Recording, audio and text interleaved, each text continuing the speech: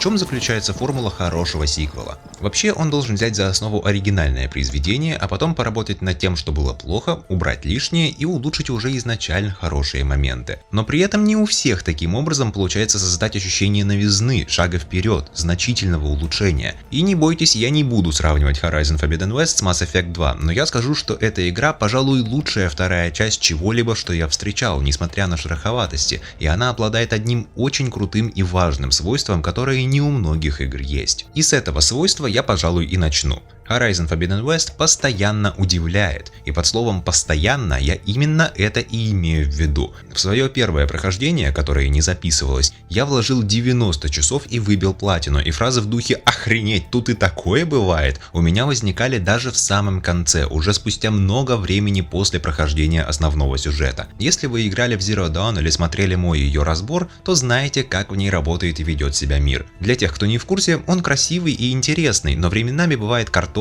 и несколько пустым. Причин несколько. Это и отсутствие какого-либо взаимодействия с людьми за рамками квестов, и очень базовая система толпы, и побочные активности в целом неплохого качества, но которые все равно мало чем выделяются и всегда идут по одному сценарию. Благо, хоть количественно их было немного каждого вида, поэтому они не успевали надоесть. Но при разработке Forbidden West студия Guerrilla основательно взялась за абсолютно каждый аспект Zero Dawn, внимательно осмотрела их, поняла, что не работало, а потом заставила их работать так, что теперь игру не стыдно назвать примером для подражания в плане создания живого открытого мира, потому что здесь он стал действительно живым, и он постоянно преподносит сюрпризы. Помните бандитские лагеря в Zero Dawn? Были самые обычные аванпосты. Пришел, грохнул всех негодяев, ушел, и так повторить 7 раз, без каких-либо усложнений и особых последствий. В Forbidden West же ситуация изменилась сильно. На смену бандитам пришли мятежники под предводительством одного из главных антагонистов, и пусть лагерей стало меньше, но зато в качестве они прибавились значительно. И сами сражения стали динамичнее за счет серьезно улучшенной боевой системы и более разнообразных врагов,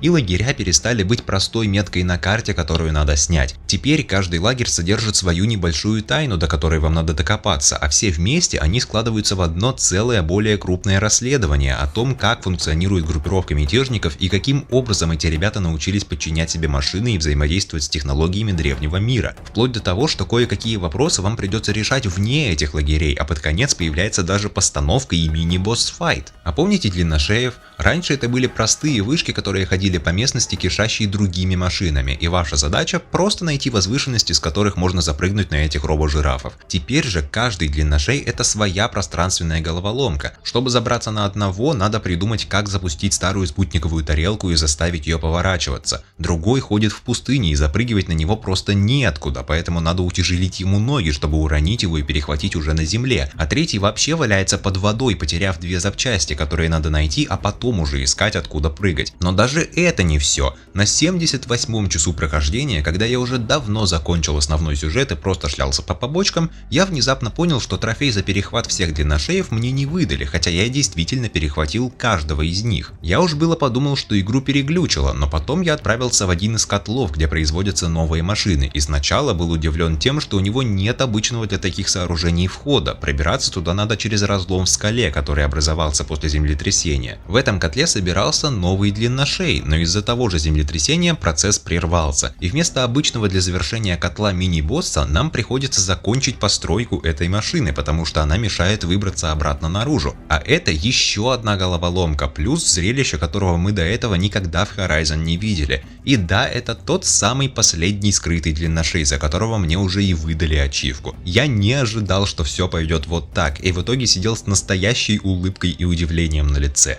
На 78-м часу прохождения. Даже Киберпанк 2077, который я сильно хвалил за проработку мира и активностей, стал в этом плане более рутинным и перестал удивлять задолго до этого. Сами котлы, кстати, тоже значительно проапгрейдились. Они стали гораздо больше, масштабнее и еще сильнее впечатляют визуально. В них появились настоящие головоломки и интересный платформинг, в том числе завязанный на тайминге, и в каждом из них вас ждет какой-то твист, влияющий влияющий на то, как вы его проходите. Один котел наполовину находится под водой, другой с секретным длинношеем, третий вообще не работает, и из этого сделали неплохой легкий хоррор. Не говоря уже о том, что эти сооружения перестали быть чисто побочной активностью и в основных сюжетных квестах фигурируют аж 2 раза. Награда за их прохождение не изменилась, вы все еще ходите в котлы, чтобы получать возможность перехватывать новые виды машин, но на мой взгляд в Forbidden West толку от этого еще меньше, чем в Zero Dawn, а его и там было не то чтобы прям много. Просто потому что здесь теперь гораздо сложнее получить возможность вечного перехвата машин, кроме тех, на которых можно кататься, а для некоторых моделей вы вообще получаете битые перехваты, которые вам потом надо отдельно собирать по запчастям. Но это небольшая проблема. Как по мне, в котлы стоит ходить не за наградой, а за самим процессом. И вот так можно рассказать почти про каждый вид побочных активностей. Руины из простого парка заброшек с раскиданными записками превратились в интересные головоломки с наградами, и при этом они все еще раскрывают лор. Больше того, коллектаблсы, которые вы там находите, в итоге собираются в набор, который потом можно интересно применить, об этом позже. Охотничьи площадки, на которых можно оттачивать свои боевые навыки, стали более понятными в плане того, что от вас требуется в каждом испытании. Да и награды выдают теперь более значительные, а в веселье и креативности задания не потеряли нисколько. Появилось и много новых занятий: охота на машины по контрактам, ринги для рукопашного боя, целая арена с большим количеством временами реально сложных испытаний по скоростному уничтожению машин, иногда даже с ограниченным инвентарем, целая настольная игра, в которую режутся многие обитатели Запретного Запада, и весьма интересная, я замечу, и даже гонки без правил на ленторогах. Почти все активности сопровождаются хотя бы минимальной историей. В гонках даже своя небольшая сюжетная линия есть, и завершается она реально неожиданным возвращением одного знакомого из первой части. И за полное завершение каждого вида активности теперь выдают на самом деле ценные награды в лице самого крутого оружия и костюмов или действительно редких и труднодобываемых ресурсов. И это все уже очень хорошо, но Horizon делает еще один шаг. Она прямо на первых порах активно подталкивает вас к исследованию, в красках показывая, что она может предложить, и этим закидывает вам удочку. В одном месте проход закрыт какой-то странной штукой, которую вы пока никак не можете ликвидировать. Зато теперь он отмечается на карте, и когда вы получите специальную приблуду, а ее вы не пропустите даже при всем желании, вы сможете ко всем таким ранее найденным местам вернуться и открыть проходы. В какой-то момент вам надо будет отправиться туда, где ноги вашей еще не было, и если вы не хотите ориентироваться на местности вслепую из-за закрытой облаками карты, вам придется залезть на длинношея. Их немного, и они все отмечены заранее, хотя при желании некоторых можно и просто глазами издалека увидеть, так что вы сразу точно знаете, что надо делать. И раз уж надо заскакивать на вышки, то почему бы не превратить процесс во что-то эдакое? Уже на самом первом длинношее игра показывает, насколько они стали интереснее и комплекснее. Это уже свои собственные небольшие сайд-квесты. Перехватив одного, на остальных хочется запрыгивать уже чисто из интереса, а не только потому, что вы откроете карту местности. Даже те же гонки вы вряд ли пропустите, потому что игра в один момент просто тизерит их буквально у вас перед носом. Вам все равно придется их немножко поискать, но сначала вы увидите, как прямо перед вами проносится стая ленторогов с наездниками, которым почему-то очень весело. Проследуйте за ними, и в итоге вы выйдете на их стартовую площадку, где сможете вписаться в тусовку. Помните, была такая гоночная игра, называлась Blur. Там по всей трассе были раскиданы различные пауэрапы, и с их помощью вы могли атаковать своих соперников или защищаться от них. Так вот, тут примерно тот же концепт. По всей трассе развешаны разные нелетальные стрелы, которыми можно палить в других, шоковые бомбы, даже своего рода нитры для скакунов. Соперники никогда от вас не отстают, да и между собой они тоже разборки устраивают постоянно, так что на трассе все время творится форменный хаос, и даже первое место вас от него не спасет. И это действительно весело. С новой, более отзывчивой моделью управления еще и кататься стало гораздо приятнее, так что я от этих заездов получил огромное удовольствие. Но я отвлекся. По первости, почти все активности и сайд-квесты игра располагает в непосредственной близости от вас, чтобы долгий путь не обламывал интерес посмотреть на происходящее. Так у вас появляется больше шансов в подробностях узнать, что игра может предложить. Первые часы делают самую важную работу. Они должны создать хорошее впечатление, чтобы заинтересовать вас и заставить идти дальше, а уже потом игра должна просто выдержать планку и не ударить в грязь лицом. Именно с этим у первой части были проблемы. Она прямо сразу выпускала вас в достаточно обширную местность, при этом не особо-то показывая, что на ней существует и происходит, чем и исследование она делала несколько более замороченным и не таким интересным, и сам мир из-за этого местами ощущался несколько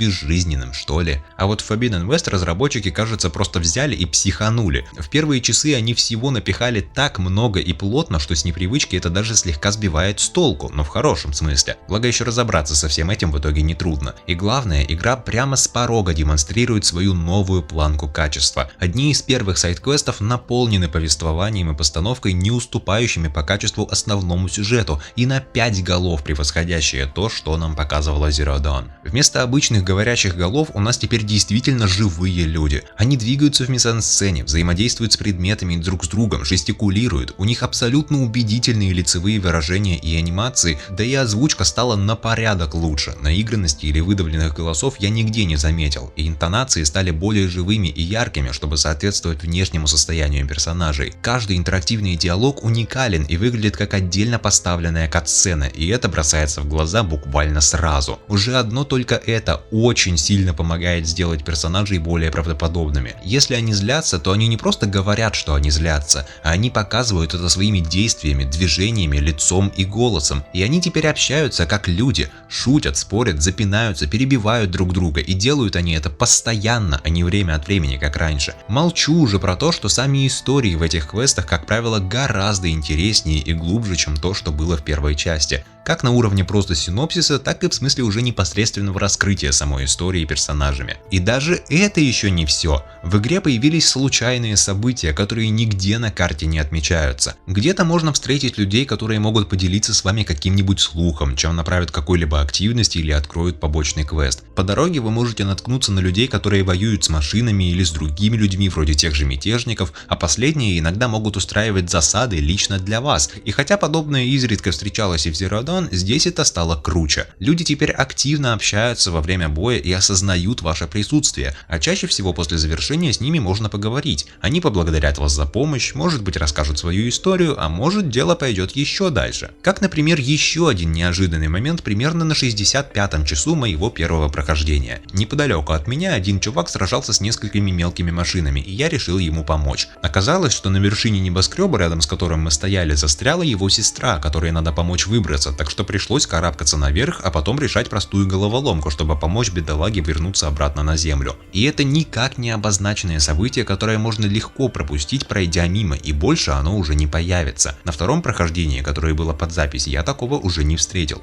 Мне и до него такие не попадались, так что подобное развитие сценария оказалось для меня настоящим сюрпризом. Опять же, на 65-м часу прохождения. Почти все это вместе игра в концентрированной форме показывает вам в начале, чтобы вы увидели, насколько живым может быть ее мир, и этим сразу приучает вас отклоняться от основного пути, чтобы узнать, какие еще интересные вещи здесь есть. А потом, когда вы продвигаетесь дальше стартовой локации, эту концентрацию она несколько снижает, но компенсирует ее количеством активностей на квадратный километр, побуждая вас применить то желание забуриться в каждый уголок карты, которое она развивала в первые часы. Это простая, но крайне действенная тактика, и на меня она сработала безупречно. Я постоянно отвлекался от основного сюжета на всякие побочные занятия. Бывало даже так, что я за весь день вообще ни одного главного квеста не выполнил, только сайды. До Horizon Forbidden West я такое мог сказать только об одной игре – Cyberpunk 2077. Больше у меня такого нигде не было. Обычно побочки я исследую после прохождения основного сюжета, а если уж и отвлекаюсь на них во время прохождения, то делаю это редко и немного, включая даже Horizon Zero Dawn, которую, как вы можете знать, я тоже очень сильно люблю. Здесь же я даже рад, что все происходит именно так. Этот мир просто хочется исследовать, в нем хочется потеряться, в нем хочется пойти и узнать, что это за штука торчит на горизонте, и здесь хочется иногда просто пройтись пешком. Кстати, даже несмотря на значительно улучшенное по сравнению с оригиналом управление маунтом, я провел какое-то ненормально большое для себя количество времени, передвигаясь по миру просто ногами, без транспорта. Обычно, даже если всего 100 шагов надо протопать, я говорю по коням и еду в течение 10 секунд.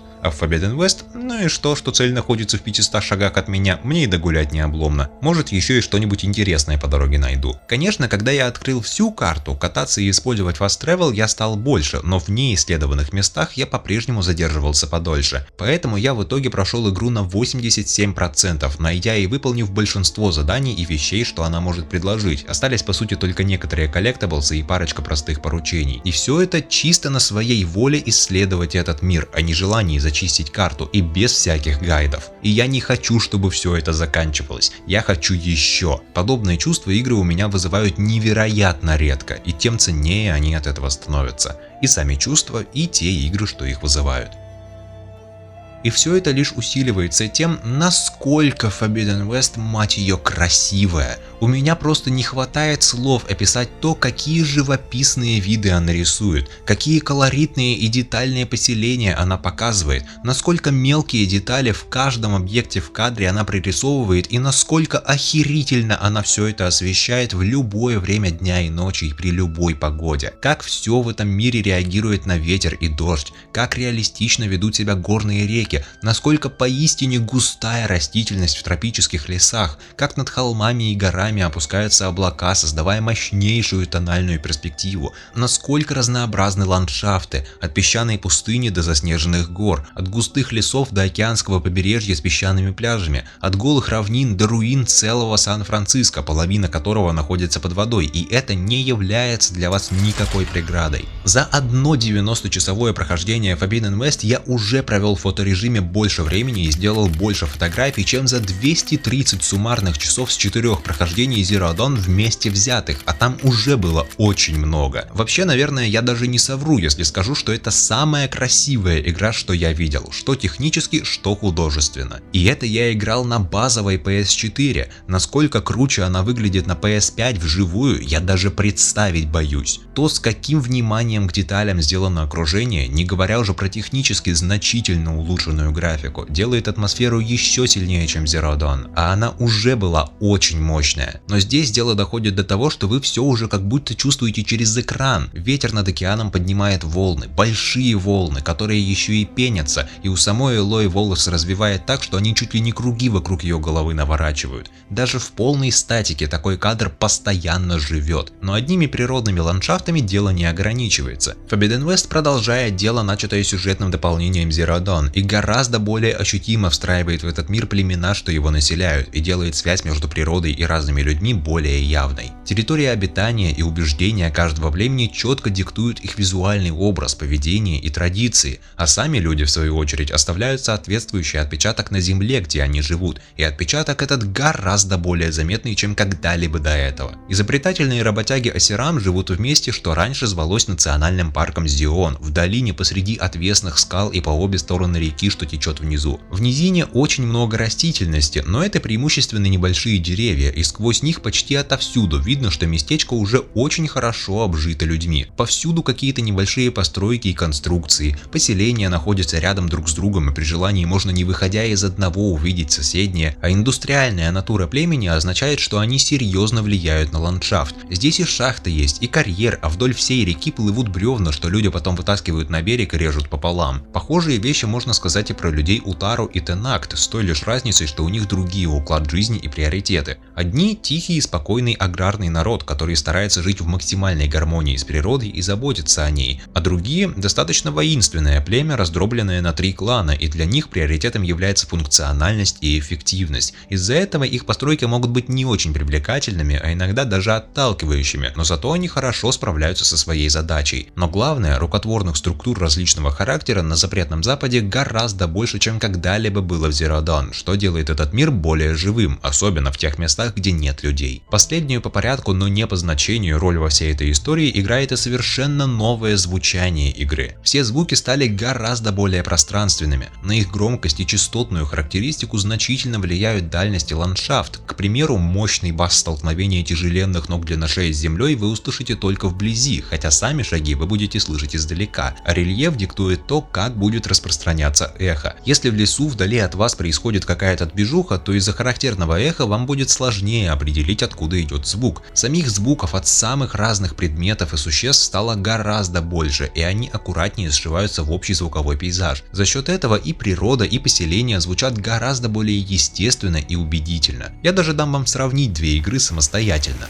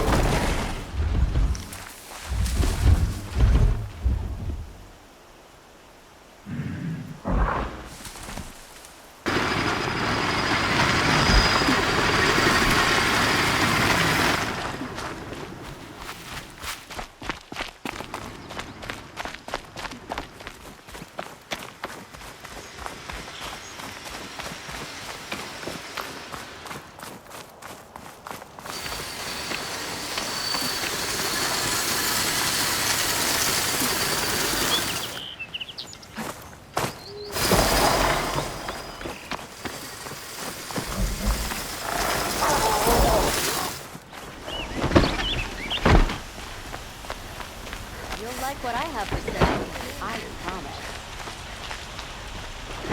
Won't cost you a charge just to look. If the Ozramon engine You'll dribbles like what I a have faulty for sale, piston, I promise. now that we've found him, we can rip him out and replace him. Check out these wares.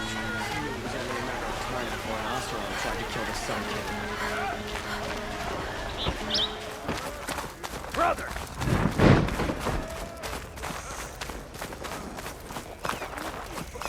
Have a good shift.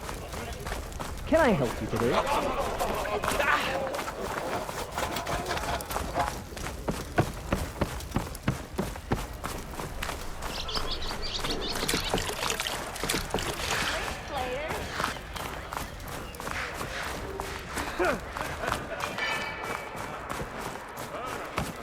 Didn't expect to see you up and about.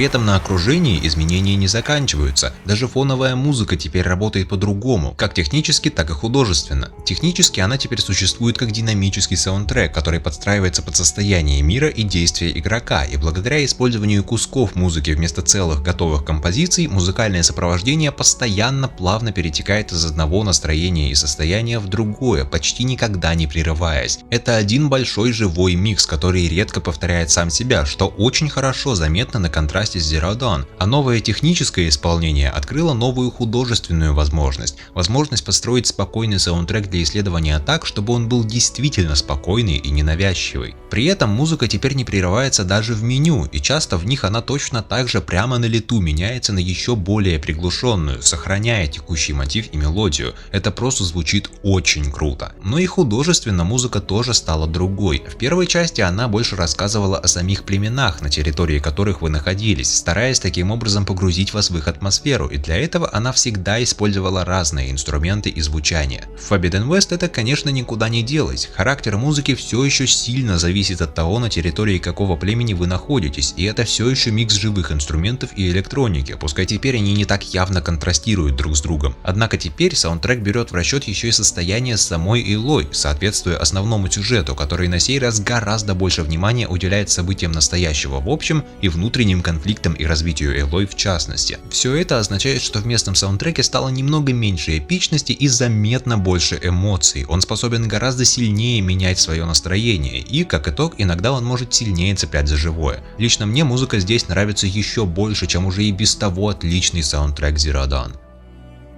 А вообще от художественных аспектов игры можно пока передохнуть и поговорить о том, как она собственно играется. И вот здесь появляются кое-какие интересные нюансы, хотя я все равно считаю, что в общем и целом с точки зрения геймплея Forbidden West очень сильно повзрослела по сравнению с оригиналом. Начать стоит с того, что она во всех возможных смыслах предлагает вам больше свободы, она больше не настолько линейная по части самого процесса. В основном это заслуга полностью переработанной системы прокачки, инвентаря и расширенного арсенала. Вместо обычного дерева скиллов, где все умения сидят в одной куче и не имеют ярко выраженных специализаций, здесь теперь аж сразу 6 отдельных направлений для каждого стиля игры, и в каждом направлении все скиллы имеют свое конкретное направление, которое даст значительный буст именно этому стилю, хотя есть и несколько умений, которые полезны в принципе. Помимо умений для персонажа, в каждом дереве есть по 2 ветки, посвященных специальным техникам взаимодействия с оружием, и для каждого дерева виды оружия, соответствующие по стилю, а также еще по 2 вида так называемых приливов отваги. Последнее — это новая механика, которая является своего рода ультой. Во время боя вы выполняете какие-то значительные действия, снимаете компоненты с машин, попадаете в уязвимые места, убиваете врагов и этим заполняете специальную шкалу. И когда она заполнена, вы уже можете активировать специальную способность, которая на время даст вам какой-либо значительный прирост в эффективности. Это может быть простое увеличение урона, это может быть улучшение критических ударов или элементального урона, или дополнительная защита, или вообще временная невидимость. Подобных способностей в игре аж 12, так что выбирать есть из чего. Причем каждую из них тоже можно улучшить еще по 2 раза после получения, и таким образом не только усилить исходные параметры и продолжительность, но и добавить новые эффекты, которых изначально не было. Только с этими улучшениями приходит одна важная деталь: они увеличивают размер шкалы, которую вы заполняете в бою, и это означает не только повышенную продолжительность, но и то, что она точно так же делится на 3 уровня. Насколько она заполнена, такого уровня прилив и активируется, так что за этим стоит следить и помнить, что максимальный уровень не всегда требуется, если спецспособность вам нужна прямо сейчас. В целом эти ульты действительно могут изменить ход сражения, особенно если вас загоняют в угол, что, как я заметил, здесь происходит чаще, чем в первой части. Единственное, что мне не нравится, это удобство использования. Активируются они весьма просто, нажатием правого бампера при открытом колесе оружия, а вот переключаться между разными способностями можно только через дерево скиллов, что просто неудобно. Да и отключить способность, если бой уже закончился, тоже нельзя, надо обязательно ждать, пока израсходуется вся шкала. Но эти вещи могут быть исправлены с обновлениями. В конце концов, игра вышла буквально только что, и у нее все еще впереди. А вот с техниками владения оружием ситуация уже лучше, их можно быстро менять прямо через колесо, и это вещь, которой вы будете пользоваться гораздо чаще, потому что и сама возможность выпустить из лука сразу несколько стрел или специальным образом метнуть разрывной диск, пускай пожертвовав большим количеством боеприпасов, тоже будет полезной чаще, чем приливы отваги. Эти техники делают сражения еще более эффектными, и они тоже могут дать вам серьезное преимущество, только оно будет уже моментальным, а не в течение какого-то промежутка времени. Да и спамить подобными специальными атаками тоже не получится, они расходуют выносливость, и разные техники требуют разное количество, и когда она закончится, то придется сражаться уже более честно, ожидая, пока она восстановится. Так что способности тоже надо применять с умом и вовремя, ибо это теперь тоже часть боевой тактики. Хотя я после 4 прохождений Zero Dawn так и не отучился перед каждым выстрелом из лука долбить кнопку, чтобы выпустить 3 стрелы вместо одной, из-за чего я постоянно тратил всю выносливость в самом начале. Не прикольно.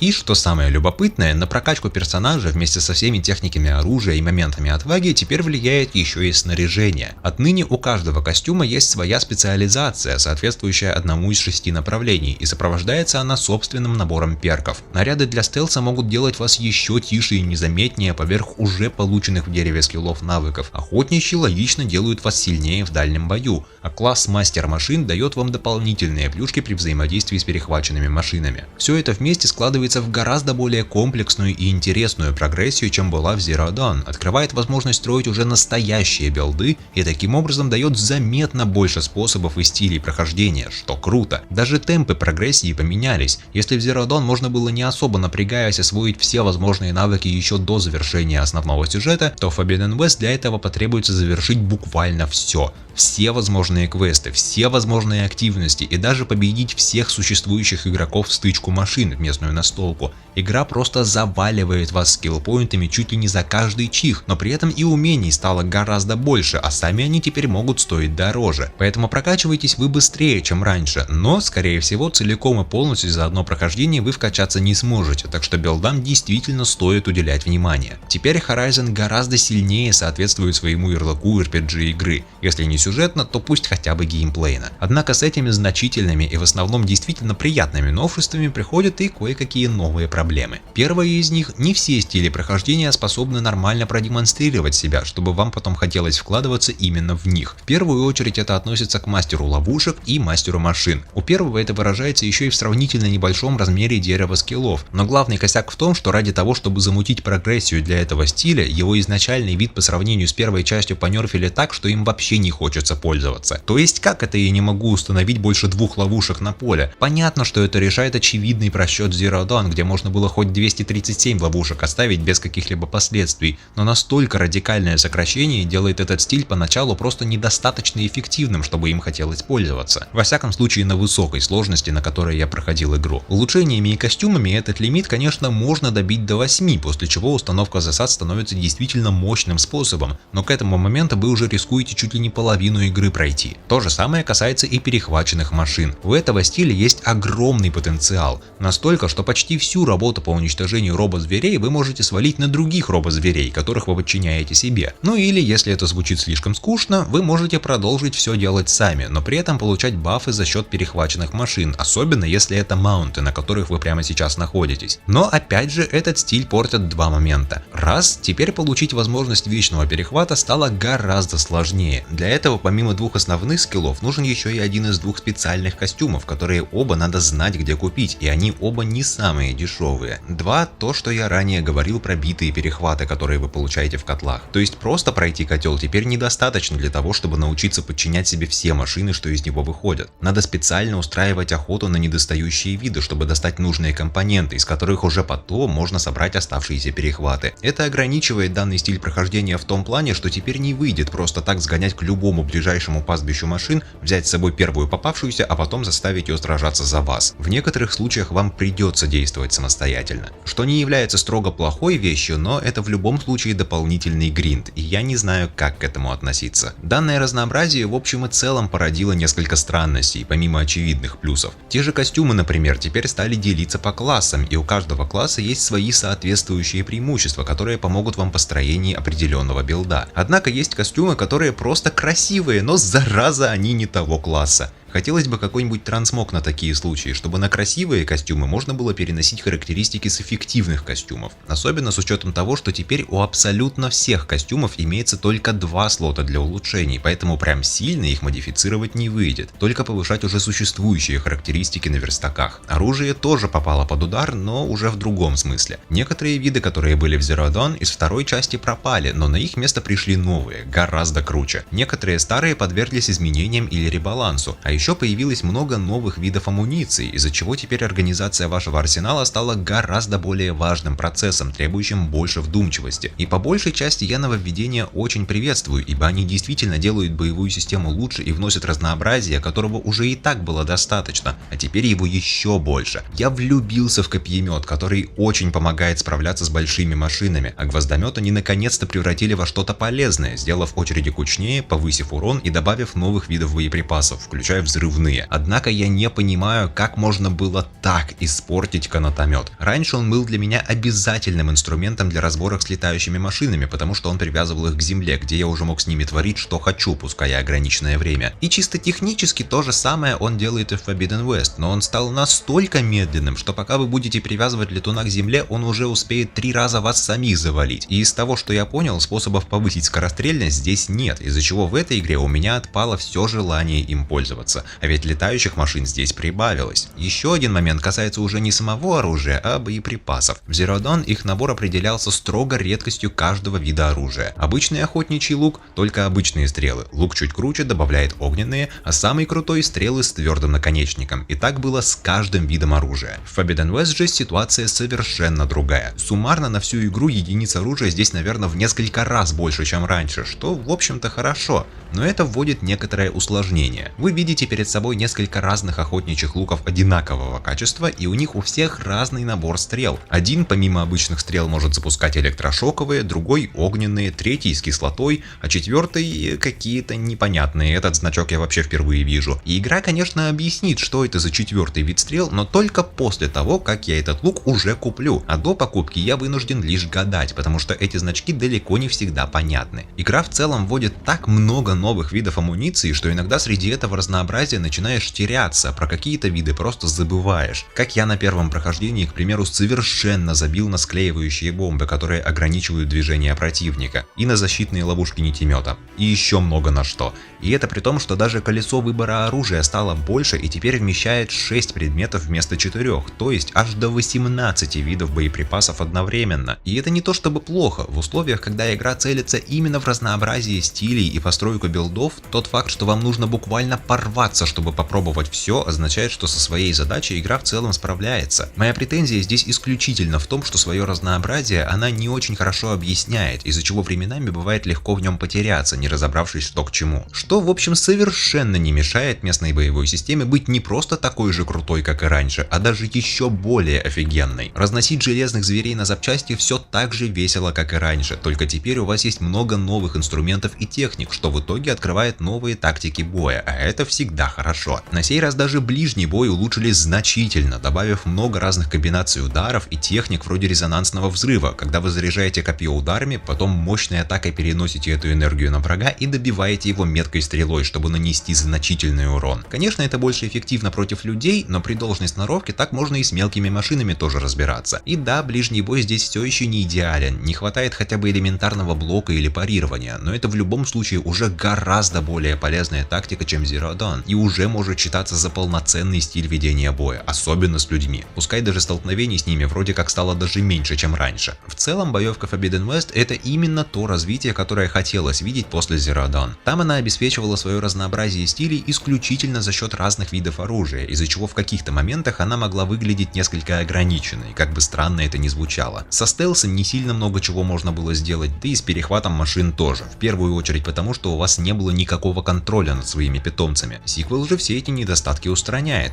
Стелс можно прокачать умениями, снаряжениями и способностями так, что вас даже в упор никто видеть не будет, и даже самые крутые ниндзя вам обзавидуются. Одни только дымовые бомбы – мега полезная вещь. Машинами теперь можно командовать, при перехвате указывать их поведение, защитные или агрессивные, а с помощью специальных стрел направлять их на конкретных врагов. Ловушки стали эффективнее за счет расширенного арсенала и умений, позволяющих более эффективно использовать их прямо в открытом бою, если вас обнаружат. Вообще во всей игре хватает мелких улучшений самого разного толка, которые делают ее гораздо более законченной и цельной именно игрой по сравнению с первой частью. Как минимум, у вас появилось свое хранилище, в которое автоматически попадают все ресурсы, которые не влезают в ваши карманы, так что больше не придется пропускать полезный лут или после тяжелого боя бегать по всей карте, собирая лечебные травы. Лишний лут отправляется в специальный чемоданчик, который есть в любом поселении или убежище, да и все потраченные ресурсы можно из этого чемоданчика тоже восполнить одной кнопкой. Кстати, сам интерфейс, который был уже в целом неплохой, стал еще удобнее и проще за счет более явной сортировки предметов и гораздо более простого и логичного расположения объектов на экране, при этом оставаясь верным старой удобной архитектуре. Не говоря уже о том, что он стал еще и дичайше красивым. В убежищах можно, сидя у костра, перематывать время. В игре в принципе избавились от коробок с рандомным содержанием, которые раньше забивали весь инвентарь, и награды за квесты теперь выдают в нормальном виде.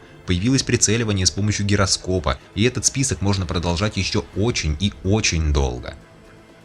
Когда я впервые открыл карту в этой игре, у меня слегка отвисла челюсть. Стартовая локация была такой маленькой, а после нее идет огромная территория, которая все никак не кончается. По ощущениям, эта местность раза в 2, а то и в 3 больше, чем Zero Dawn, хотя на самом деле это не так. Так только кажется из-за того, что карта здесь очень протяженная по горизонтали, хотя да, она действительно больше, чем в первой части. Но этот кажущийся размер одновременно и слегка сбивает с толку и внушает некое чувство свободы, когда вы понимаете, сколько разных мест здесь можно посетить. И это чувство усиливается еще в 100 раз, когда вы узнаете, насколько у вас стало больше свободы перемещения. На запретном западе почти не существует мест, куда вы не смогли бы вскарабкаться, все благодаря новой системе скалолазания. Теперь вы можете скакать не только по явно обозначенным ухватам, но и по естественному рельефу. Прям совсем везде лазать не получится, но в 90% случаев, если вы запрыгнете на скалу, то сможете за что-нибудь зацепиться и полезть наверх. Если вам непонятно, куда лезть, можете пингануть свой обновленный фокус, который покажет места, за которые можно ухватиться.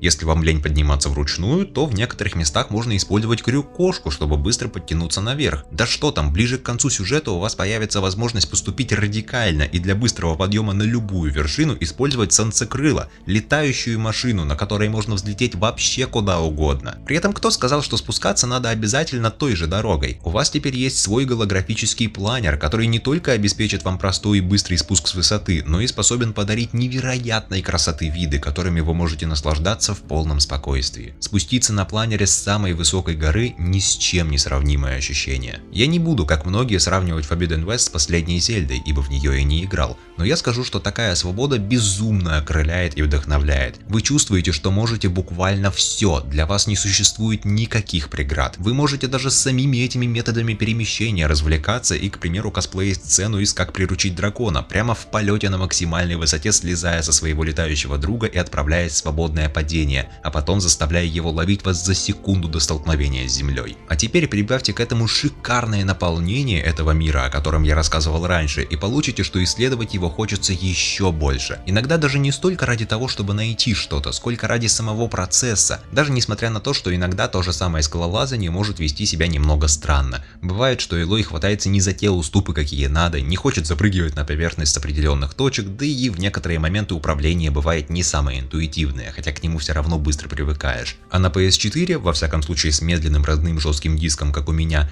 при быстром перемещении начинает бросаться в глаза поп-ин. Бедолага просто не успевает загружать высококачественные текстуры и модели, когда вы на полном ходу несетесь на лентороге или летите на солнцекрыле, и в крайних случаях могут даже вылезать внезапные короткие загрузочные экраны. Что в целом-то понятно, учитывая, насколько больше объектов в кадре здесь стало по сравнению с первой частью, но впечатление все равно немного портит. Радует, что она хотя бы очухивается быстро и долго наблюдать мыло не приходится. Ну и еще эффект сглаживается общим потрясающим качеством графики. Это все равно не мешает игре ощущаться гораздо более масштабной, свободной и цельной по сравнению с Zero Dawn. В первой части, конечно, недочеты и так были видны, но на контрасте с сиквелом становится понятно, насколько они были на самом деле серьезные и насколько гигантский скачок вперед совершила вторая часть. Все, что было раньше, осталось на месте и стало лучше, веселее, более захватывающим. Все, чего не хватало и что так напрашивалось, появилось и сразу в достаточно приличном виде. Та же охота на машин, которой не существовало, даже если вы были членом Дома охотников, а теперь она есть благодаря контрактам со всеми наградами и мотивациями. Что было сломано, исправили и починили, и нового тоже насыпали прилично. Хотя не обошлось и без небольших обломов. Некоторые побочные активности и собирашки в какой-то степени испортились, как, например, обзорные точки. Раньше их было просто найти и достать, но в награду они предоставляли интересную историю, которая складывалась в нечто большее, если у вас был весь набор. Здесь же они превратились в небольшие пазлы, которые иногда требуют от вас раздражающей высокой точности, но взамен лишь рассказывают о том, что это было за место. Я в итоге собрал штуки 3-4 и забил. Или еще один технический момент, багов в игре тоже хватает, на момент написания текста во всяком случае, спустя почти месяц после релиза. И NPC зависали, и сама игра тоже, а один раз у меня вообще заклинило все оружие, и я ни из чего не мог стрелять, и даже прицеливаться получалось только из одного лука. Этого всего не очень много, даже близко не уровень того же Киберпанка на релизе, но раз в несколько часов какая-нибудь неприятная штука все равно может вылезти. Конечно, со временем многое исправят, но пока что вот так. Тем не менее, Horizon Forbidden West играется лучше, чем когда-либо. Она выглядит и звучит так, что оторвать внимание просто невозможно. Ее мир дарит такие ощущения, какие от игр с открытым миром редко можно получить, даже если на поверхности он может выглядеть весьма стандартным и сделанным по шаблону, но таковым в сравнении является именно первая часть. По-честному, после своего сиквела она вообще кажется всего лишь наброском, что не делает ее плохой игрой, но демонстрирует огромный рост разработчиков над собой и важность принятия критики. Они прислушались практически ко всему, за что ругали оригинал, и исправили все так, что теперь даже удивляешься, как у них вообще может получиться это превзойти в заключительной части трилогии. Guerrilla Games, браво! Однако все это относится к геймплею и общему ощущению игры. У нас же есть еще дела сюжетные, и тут ситуация уже не такая однозначная, хотя в целом я считаю, что тут тоже очень многое стало лучше. Zero Dawn была историей об истоках существования новой цивилизации. Она пыталась тянуть на себя одновременно две временных линии, однако одной из них, в которой рассказывалось о событиях тысячелетней давности, она справедливо уделяла гораздо больше внимания. Она рассказывала о том, через какой натуральный ад пришлось пройти и погибшей цивилизации, и самой планете для того, чтобы все нынешние люди и племена, включая саму Элой, были живы здесь и сейчас. Она рассказывала об этом, потому что эта тема самая очевидная и важная, когда вы впервые видите подобный сеттинг, и его существование должно быть правдоподобно объяснено. Именно этим занималась Zero Dawn, и делала она это прекрасно. Сюжет был достаточно концентрированный и не часто отвлекался на другие темы, из-за чего он ощущался очень плотным и мощным. Тот ад, через который проходили вымершие люди, там были такие решения, такие события, это был гад-панч за гад-панчем. Игра достаточно регулярно сообщала что-то такое, от чего глаза на лоб лезли. От того, как конкретно погибла жизнь 1000 лет назад, до того, какой ценой был воплощен проект «Новый рассвет», восстановивший ее спустя сотни лет. В это же время на фоне были потенциально интересные, но не очень прописанные персонажи и конфликты настоящего, но суть была не в них, поэтому на это можно было, если и не закрыть глаза, то хотя бы просто спокойно смириться. Даже совершенно не впечатляющий, пусть и все равно необычный злодей, все равно работал чисто благодаря своей мотивации – вновь уничтожить жизнь на Земле. Вашего знания истоков нынешней цивилизации хватало для того, чтобы хотеть его остановить как можно скорее. Forbidden West совсем не такая. Очевидно, что история становления этого мира и самых тяжелых его испытаний уже рассказана, и сиквел с первых же минут рассчитывает на то, что вы эту историю уже хорошо знаете, так что без контекста первой части проходить его строго противопоказано. И из-за этого такого мощного эмоционального отклика игра у вас не вызовет, она не будет выбивать у вас землю из-под ног. Но это и неплохо, потому что у нее другие приоритеты. Она хочет, чтобы вы полюбили этот мир, чтобы вас волновала его текущая жизнь, и, как следствие, на события прошлого она больше не опирается так сильно. Конечно, по древним заброшкам мы все еще шаримся, но здесь игра по сути завязывает концы и отвечает на вопросы, оставшиеся неотвеченными раньше. Как, например, судьба Теда Ферро, действия которого и привели к тому апокалипсису 1000 лет назад, и который в конце остался последним человеком на Земле. Но нигде не было сказано, что с ним стало в итоге, до выхода второй части. И на этот вопрос она отвечает весьма любопытно, с помощью очень напряженной атмосферы в его бункере и неожиданной и жестокой развязки, которая приносит одновременно и удовлетворяющую, и несколько печальную финальность от того, как он встретил свой конец. Но такого в игре не очень много. Гораздо больше внимания она уделяет людям и племенам, которые живут здесь и сейчас, их проблемам, испытаниям, жизненному укладу, личным загонам и так далее. Из-за этого она ощущается гораздо более спокойной и медленной, даже несмотря на то, что масштаб действий и количество разнообразного экшона здесь заметно увеличились. И, к сожалению, игра толком не избавилась от косяка первой части, в которой сюжет в первые часы очень долго разгонялся. Forbidden West страдает от этого почти так же серьезно. С другой стороны, если вы уже прошли и полюбили оригинал, то вы будете знать, что медленное начало еще ни о чем не говорит. И разница в подходе здесь все же есть. Сиквел эти неторопливые начальные часы тратит с куда большим толком, очень активно выстраивая мир и заполняя те пробелы, которые в этом деле оставил оригинал. Еще в самом начале, когда Элой только отправляется на запретный запад, она сталкивается с препятствием. Чтобы получить проход, нужно пройти через посольство, которое должно состояться между представителями племен Карджа и Тенакт. Проблема в том, что с нашей стороны, на территории Карджа, завелась опасность в виде машин, которых здесь никогда не было, а человек, что здесь всем управляет, ничего не хочет с этим делать. Из-за этого повсюду остановились работы, люди сидят в опасности, а наш посол Вуадис боит... Studious Wadis.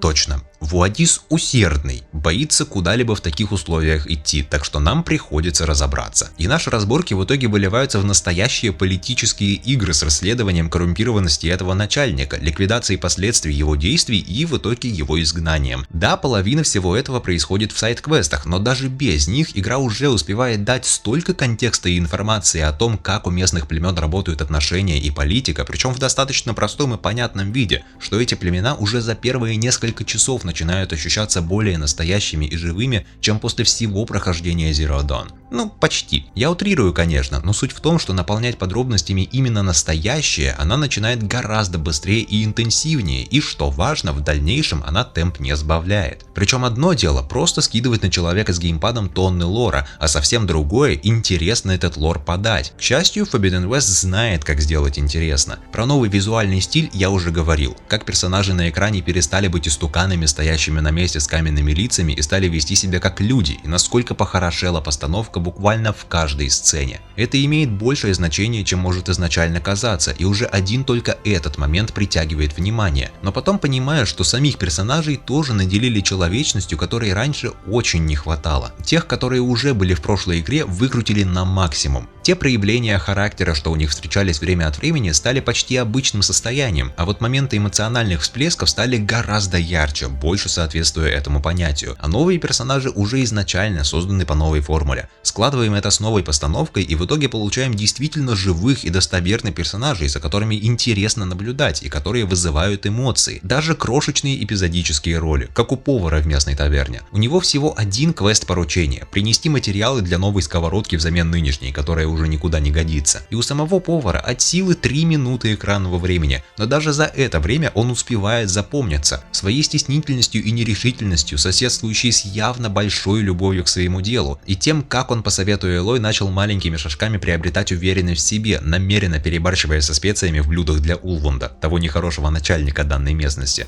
I'll add a sprinkle of chili to their desserts. How perverse. О ситуации в этом поселении в подробностях может рассказать Петра, с которой мы познакомились еще в прошлой игре. Но если там ее было достаточно немного, и она, как и многие другие персонажи, просто монотонно рассказывала о задаче, которую она хочет вам дать, временами переключаясь на шутливый флирт с Элой, то здесь у нее экранного времени пусть и не стало больше, но зато о нынешней ситуации она рассказывает за кружкой пива, отвлекаясь, чтобы заткнуть подвыпивших мужиков, мешающих разговаривать. И саму информацию она тоже подает интересно, не простым монотонным текстом, будто скопированным из Вики, которые просто прочитали с выражением, а именно рассказывая о ситуации от себя, по-своему выстраивая предложения, вставляя эмоции и так далее. So about Olvend. Around here, everything's about Olvend. How'd he end up in charge? He got here early, like a squirrel smelling a fat nut.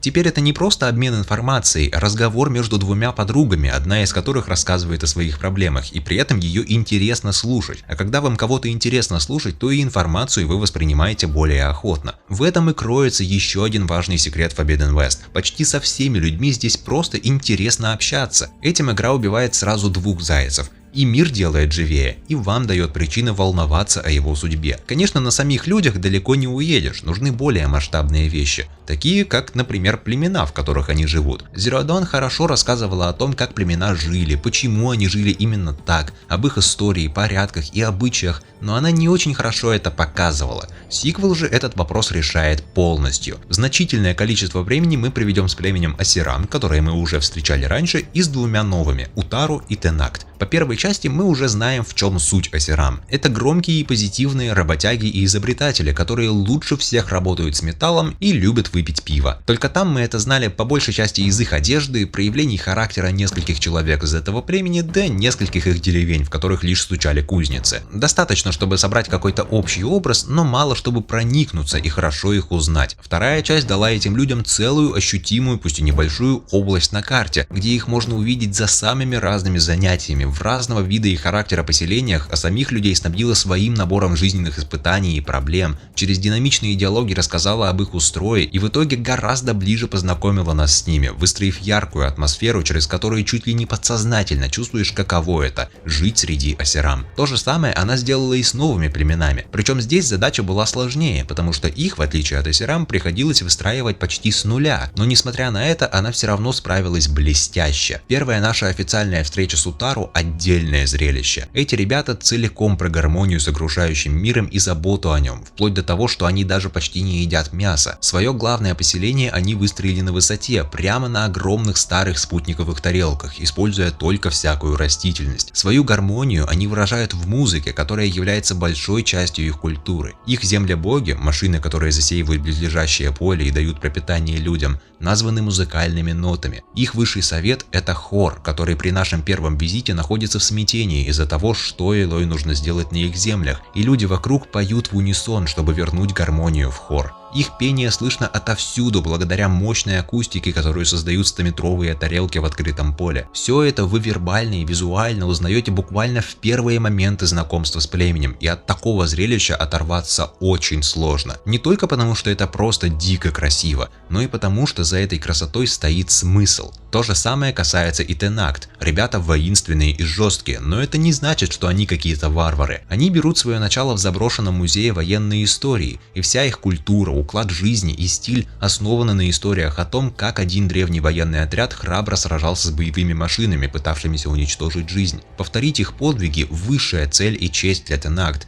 поэтому они все с малых лет обучаются как воины, а свои заслуги они отражают рисунками на своем теле. Эта культура иногда создает им проблемы, порой немалые, но свою жизнь они все же сумели построить, и она на удивление логичная, даже если какие-то моменты может быть трудно понять. Кстати, ту настолку придумали именно они. Я как Геральт со своим гвинтом уже 3-й раз про нее упоминаю. Ну а что делать, если она прикольная? Хочу физическое издание. Ну или хотя бы на телефоне было бы интересно позалипать. И я намеренно вот так отвлекся от темы, с которой начал. О том, что Horizon Forbidden West хочет заставить вас полюбить этот мир. Это отступление лишь демонстрация того, на что она ради этого идет. Это всего лишь описание первых знакомств с людьми и племенами. Игра в каждом случае вываливает на вас достаточно много информации, но она весьма ровно ее распределяет. Что-то вы узнаете в разговорах, что-то из окружения, третье из текста и так далее. Все это в сравнительно сжатые сроки, чтобы вы успели понять, с чем имеете дело до того, как станет слишком поздно и вы потеряете интерес. После она уже значительно замедляется и по большей части развивает уже известную информацию, но это и неплохо. Благодаря этому первое впечатление только укрепляется и подсознательно подтверждается. В итоге это выливается в гораздо более крепко собранный, живой и убедительный мир, чем Zero Dawn, только теперь уже не геймплейно, а художественно. В том числе поэтому я так много и охотно отвлекался на побочки. В ситуации, когда больше нет параллельной сюжетной линии с событиями тысячелетней давности, такой мир гораздо важнее. И точно так же такому сюжету сильнее нужны интересные персонажи, с чем здесь ситуация занимательная. В первой части многие второстепенные персонажи были весьма простыми и где-то даже плоскими. Плюс у них еще и экранного времени был мизер, из-за чего они могли через какое-то время забываться. Вторая игра решает эту проблему по большей части. Практически все наши друзья из оригинала возвращаются, к ним потом добавляются и новые, и они во многом действительно интереснее, чем раньше. Они гораздо больше времени проводят на экране, особенно если не игнорировать маркеры разговоров, появляющиеся на вашей базе. Тогда суммарно их диалоги могут исчисляться часами. Новая подача сценария и режиссура делает их гораздо более живыми и эмоциональными в кадре. У всех появились свои знаковые моменты. Когда Эринд в конце предложил за кружкой пива рассказать историю побега его сестры от кровавого короля Карджа, я честно смеялся.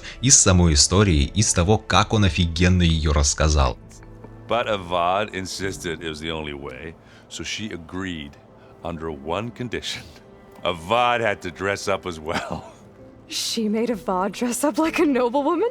As perfumed and powdered as a babe.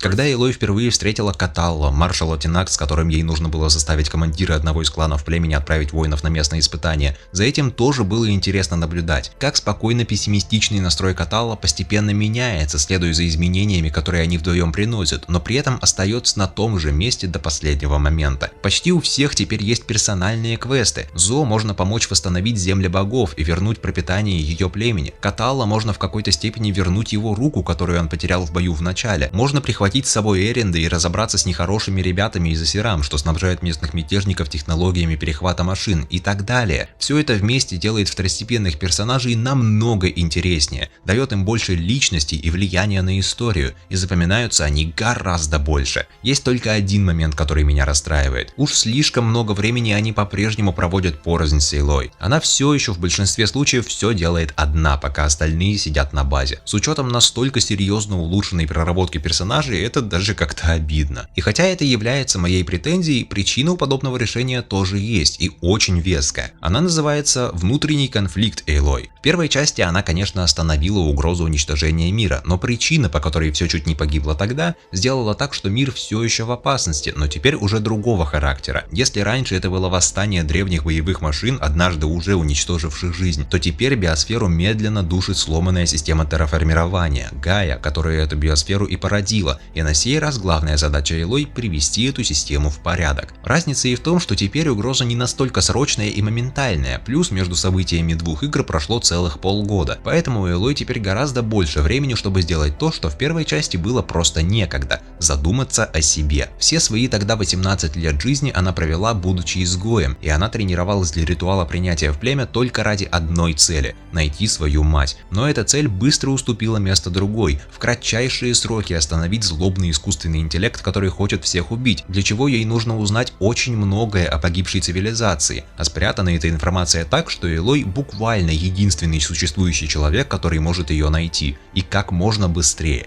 так что на себя времени практически не оставалось. Теперь же ей приходится принять свою судьбу, о которой она никогда не просила. Не то чтобы она была этим недовольна, но быть единственным человеком, который может спасти мир, это очень тяжелое бремя, которому вообще не помогает тот факт, что она всю свою жизнь провела в изоляции, общаясь только с человеком, выполнявшим роль ее отца. Она всю свою жизнь все делала сама, потому что на помощь ей никто не пришел бы, и это создает конфликт с той задачей, которая перед ней стоит. Она знает, что ее путь будет очень трудным, и она знает, что после всех предыдущих событий у нее в жизни теперь есть люди, которые, если что, готовы ей помочь. Но она не привыкла просить помощи, она все может сделать сама, да и своих друзей она этим защитит от опасности. Более того, теперь у нее перед глазами есть пример Элизабет Собек, которая 1000 лет назад и создала ту систему терраформирования, что сейчас развалилась на части, и которая в каком-то странном смысле и является матерью Элой. Конечно, Элизабет работала над этим проектом не одна, помимо нее там было еще много людей, но вся эта система была ее идеей, а над своими задачами она работала, пожалуй, слишком усердно и в одиночку, надрываясь во всех возможных смыслах.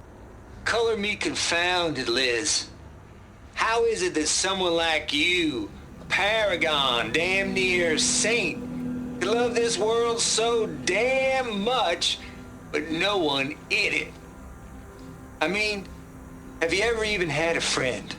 Эту черту и переняла Элой, намеренно или нет. На сей раз нет никакой армии боевых машин во главе с культистами, которой она одна объективно не сможет противостоять. Во всяком случае, на первый взгляд такой угрозы больше нет. Теперь перед ней стоит задача, которую она при большом желании сможет вытянуть одна. И большое желание у нее есть. Нет только понимания, что угроза, с которой она борется, быстро перерастает во что-то, с чем в одиночку уже не справиться. Поэтому она постоянно спорит, когда ей предлагают помощь. И если отговорить человека не получается, то раздражается сама Элой. Это и есть причина, почему больше всего времени с друзьями она проводит именно на базе, а не сражаясь с опасностью где-то в глуши. Однако опыт помощи, который она получает на протяжении сюжета, она все же усваивает, и со временем она постепенно перестает закрываться от остальных. Она начинает взаимодействовать с ними более открыто, принимая, что ее друзья тоже могут за себя постоять, и они готовы пройти сквозь огонь и воду, чтобы достигнуть той же цели, что и Элой. Эта цель касается всех, и эти люди готовы сделать ради нее все. В этом принятии ей помогает еще один момент. Если вы проходили Zero Dawn, то название «Дальний Зенит» вам точно о чем-то скажет. Это была организация самых богатых и влиятельных людей планеты, которые строили огромный космический корабль, что должен был, по заявлениям, приблизить человечество к звездам.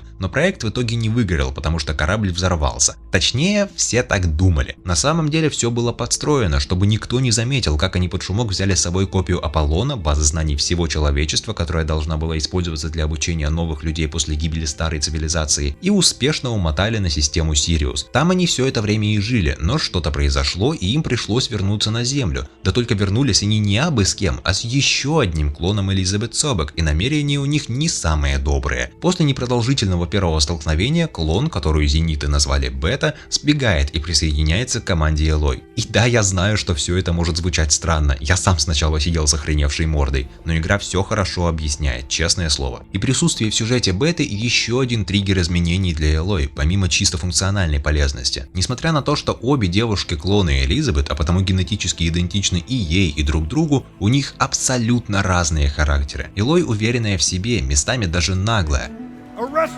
I'd like to see you try.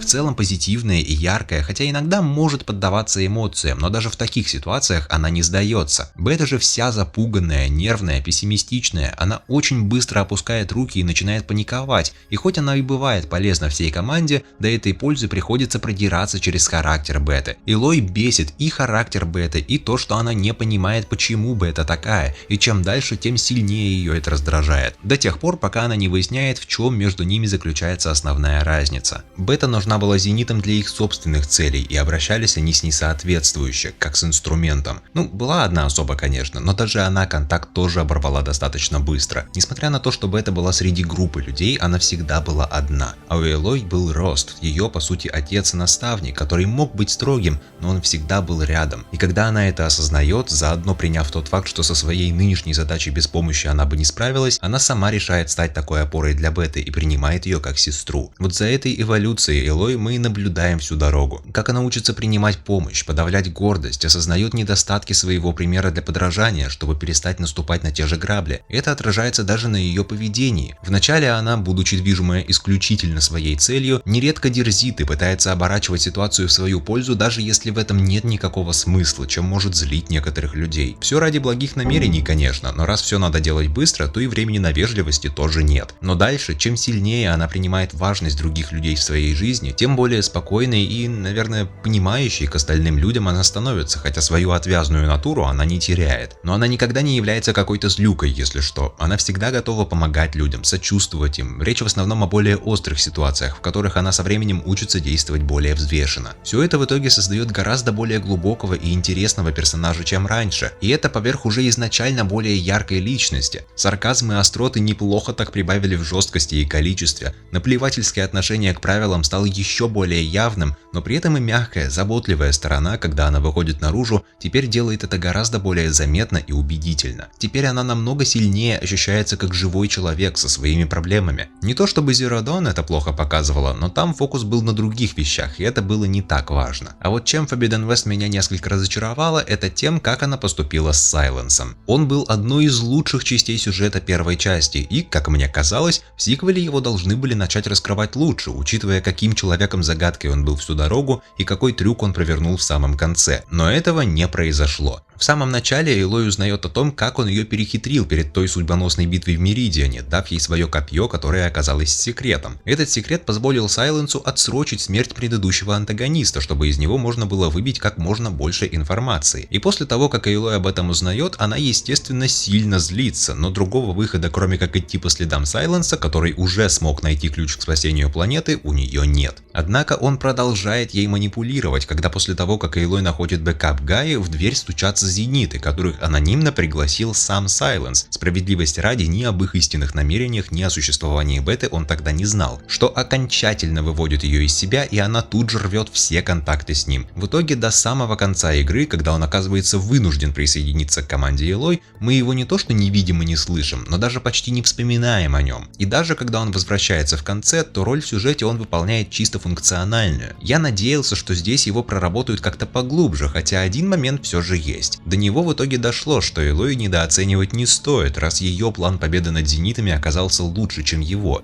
и теперь, судя по всему, он уже по-серьезному остается на нашей стороне. Так что впереди еще третья часть, а может, как знать, и сюжетное дополнение для Forbidden West, если таковое случится. На фоне последнего пункта на самом деле думается, что может и хорошо, что Сайленс остался таким таинственным. Это часть его шарма, и без такого поворотного момента внезапный срыв покровов, скорее всего, выглядел бы странно. Но все равно обидно, потому что о нем хочется узнать больше. И пока я здесь, местный сюжет я хочу еще кое за что поругать. Во-первых, он стал многовато на мой вкус цепляться за «это чё за хрень» моменты. Тоже первое столкновение с зенитами. Просто из ниоткуда появляются какие-то странные человеки, достигшие состояния какой-то высшей расы, вместе с еще одним клоном Элизабет, и делается это почти без какого-либо предзнаменования. Как итог, я на первом прохождении всю сцену сидел с открытым ртом и спрашивал у телевизора, что за нахрен сейчас происходит. И таких моментов в игре есть еще несколько. Конечно, чуть позже она все объясняет, и это уже перестает восприниматься так дико, но менее странными ощущения от того, что у вас перед глазами почему-то только что произошла какая-то неведомая херня, это не делает. Более того, игра даже заканчивается на таком странном клиффхенгере. Она в общих чертах описывает, с чем нам предстоит бороться в третьей части, но это штука пока что выглядит как-то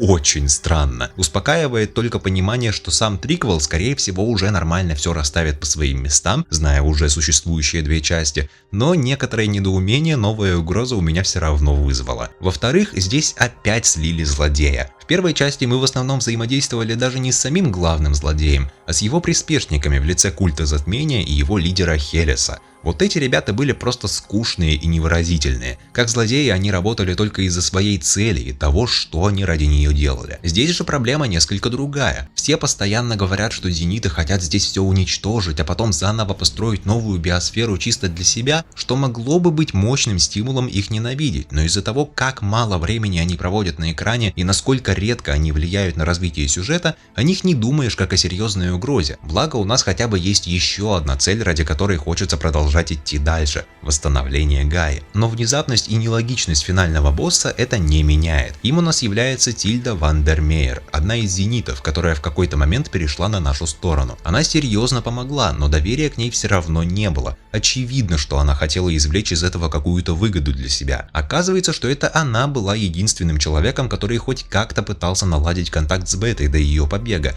И причина была очень простая. Когда-то давно она была влюблена в Элизабет, но чувства не прошли, и таким образом она пыталась как-то восполнить пробел. Поняв, что Бета вообще не такая, как надо, она все попытки бросила, но тут подвернулась Элой, которая уже куда больше похожа на оригинальную модель. И когда наша охотница отказалась уматывать вместе с Тильдой прочь с обреченной на смерть планеты Земля, Тильда такая: «Значит, ты выбрала смерть. И давай меситься». Хрен с ними, с любовными заморочками, пускай будут, но почему они выливаются в такую кульминацию? Это очень странно, как мне кажется. И пусть Тильду хоть 3 раза играет Кэрри-Энн Мосс, ее это не спасает. Ну и в-третьих, у нас очень странные отношения с природной угрозой, с которой мы боремся. Игра в самом начале показывает, что повсюду появляются сильные шторма, растительность отравляет землю и воду, животных и людей, жизнь постепенно умирает. Только это как-то плохо видно в итоге. Вот эта красная растительная зараза, конечно, заметна, особенно если по ней ходить, тогда вы теряете здоровье, но ее в игре мало. Со штормами мы не сталкиваемся вообще.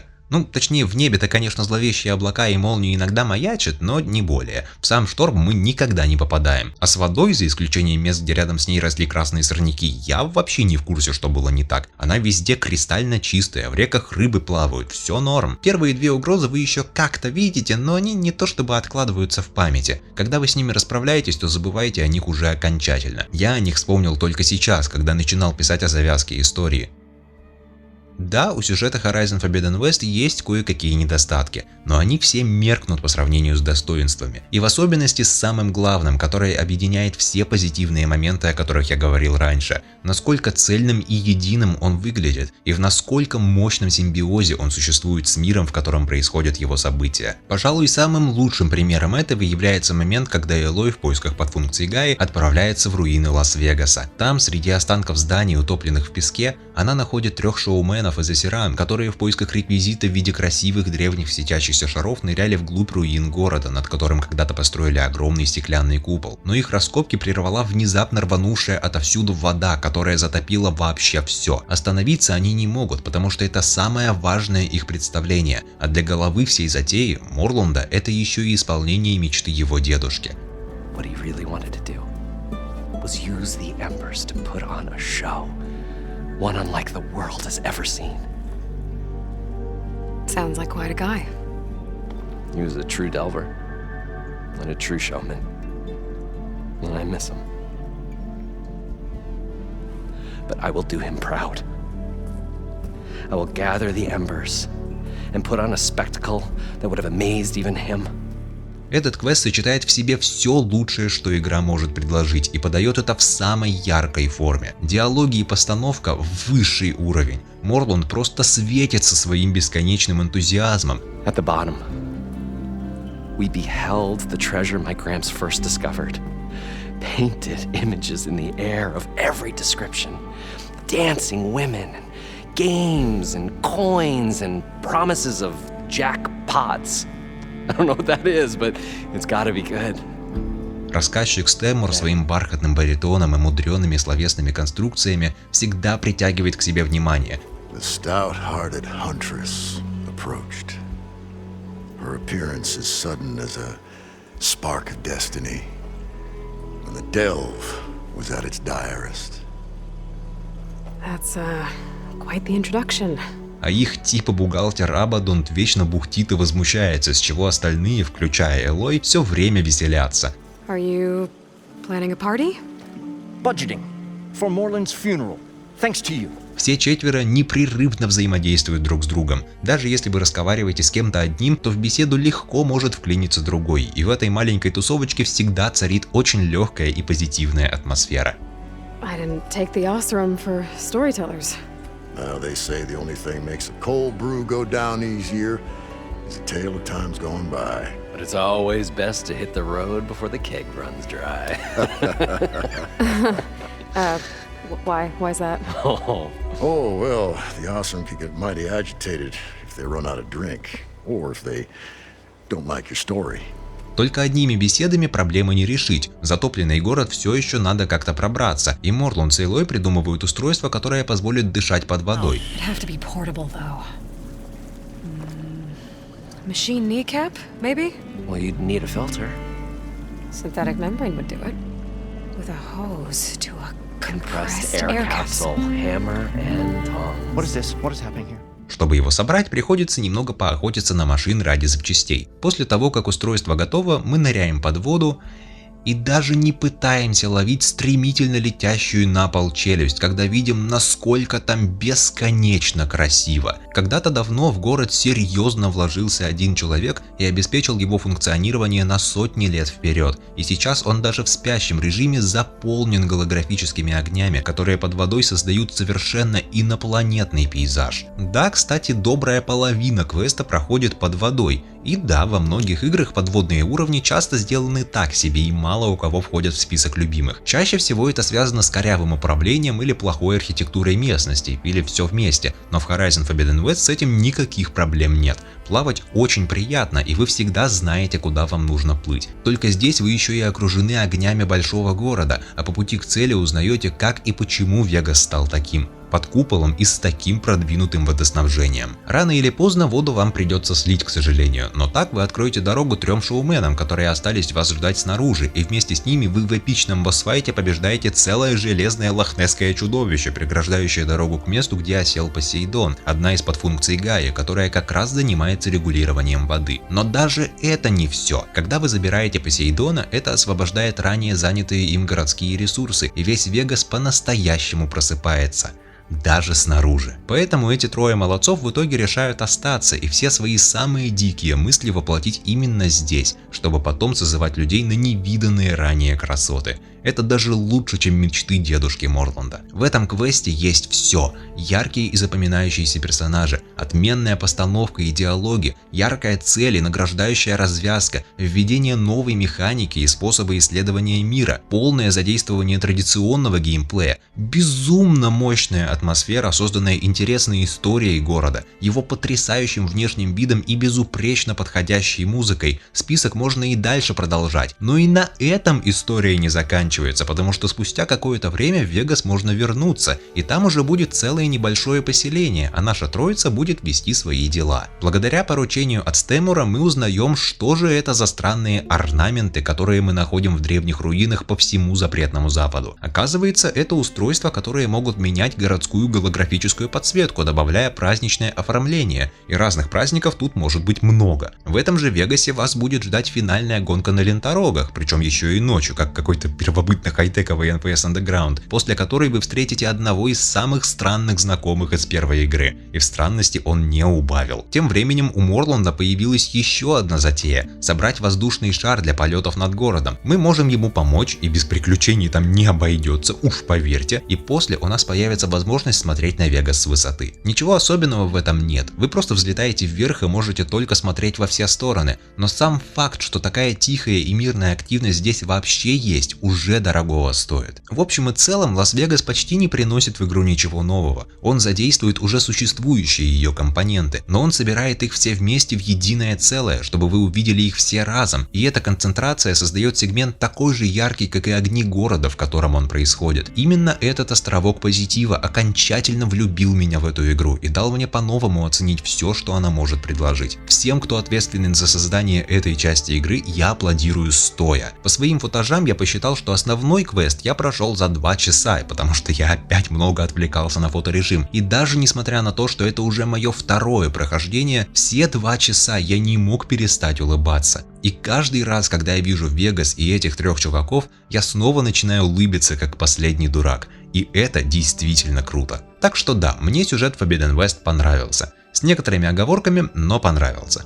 больше ли, чем в первой части? Вот тут ответа уже нет, и мне кажется, быть не может, потому что повествование в этих двух играх работает по-разному и цепляют их истории разными моментами. Zero Dawn сильно опиралась на выстраивание вселенной и сокрушающие сюжетные повороты, за счет чего она ощущалась весьма динамичной, даже если вы просто шарахались по пустым бункерам, и захватывающей, что ли, при условии, что вы пробрались через медленное вступление, конечно же. В сиквеле такого уже нет. Вселенная уже выстроена, и больших сюрпризов осталось уже немного. На этом уровне ей удивлять почти нечем. Поэтому вся игра ощущается гораздо более спокойной и медленной, если не затянутой. У нее уж очень ровный темп. От динамичного экшена и постановки она, конечно, не отказывается, и эти моменты выглядят лучше, чем когда-либо. Но их меньше, и они сами тоже меньше. Ну или так просто кажется на контрасте с тем, насколько сильными здесь стали тихие моменты. Тот же Лас-Вегас. Или Воскрешение Земля Богов, когда они начинают издавать всякие звуки, а Утару им подпевают. Но главное, вы знаете, почему они это делают. И именно это знание усиливает сцену.